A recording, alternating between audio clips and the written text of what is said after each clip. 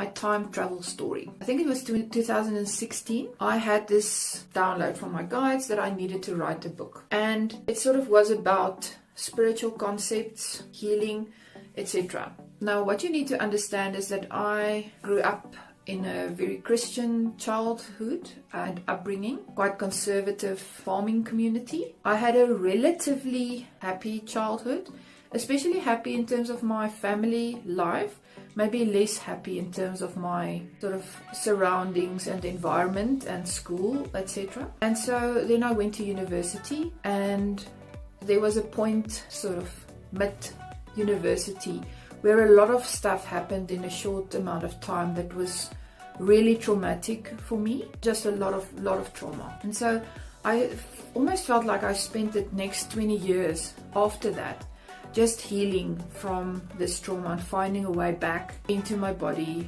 into my emotions that I had completely blocked out, and slowly discovering methods like tapping or meditation or working with my dreams, lots of different sort of entry-level spiritual techniques that had helped me heal. And so the calling for me was to write a book about these things. So I spent months and months and months researching and writing about these things, but it just felt like very hard work to actually write this. Then one day I had a breakthrough when I realized that somebody told me that I needed to stop writing this for other people and I needed to write it for myself. And I realized in that moment, I had this sort of flash of inspiration, that I needed to write it for myself literally. So what I did is the whole book changed and became me having a conversation with my past self. And it was my past self that was at university before all the very traumatic stuff had happened. That was quite happy and going to class with the book bag and happy with the friends and going out and so on.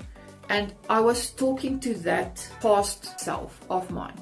And the entire book is a conversation in terms of my future, let's call it present version at that time, talking to the past version of me about stuff that would happen, about techniques, about wisdom, lessons learned, etc. So I spent probably 6 to 8 months immersing myself in this very intense conversation that I was having with this past self of mine. And it wasn't just a literary device. It felt like I was having an actual conversation and sharing of wisdom, sharing of knowledge, sharing of understanding, sharing of love with this past self of mine. And I remember in the foreword of the book where I started the conversation, I actually connected to a moment where in that past self version of mine, I'm walking to journalism class and I have my book bag and so on, and I see her in front of me, and I have so much compassion and almost heartbreak for what that aspect of mine or that version of me will be going through quite shortly, unbeknownst to her. And so the book came together and it was published, and maybe 6 months after that I was looking through some poems that I'd written while I was in university. So at the time, that was one of my main processing methods, as I was writing poetry a lot. And some of it wasn't really good poetry either, but it was a therapeutic mechanism enabling me to get in touch with my emotions and express.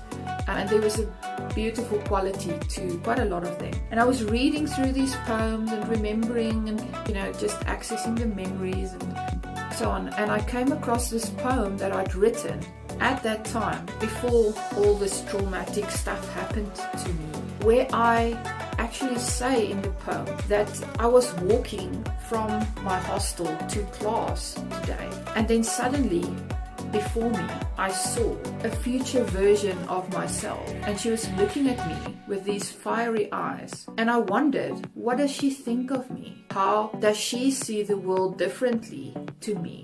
And wishing that there could be some sort of a conversation in terms of her just sharing some soul wisdom with me. And I'd written that poem at the time that I was focusing on in the book writing process, but I didn't remember writing that poem at all. I didn't remember the incident. When I read the poem again, I remembered the incident and sort of walking around and almost having a vision of a future aspect of myself and sort of wondering what would she think of me and what I'm doing. What, you know, there's a call for understanding and, you know, a sharing of a moment there. And when I read that poem, it blew my mind because it almost confirmed for me that I had somehow traveled back in time from this present aspect of mine to communicate and share something in that moment.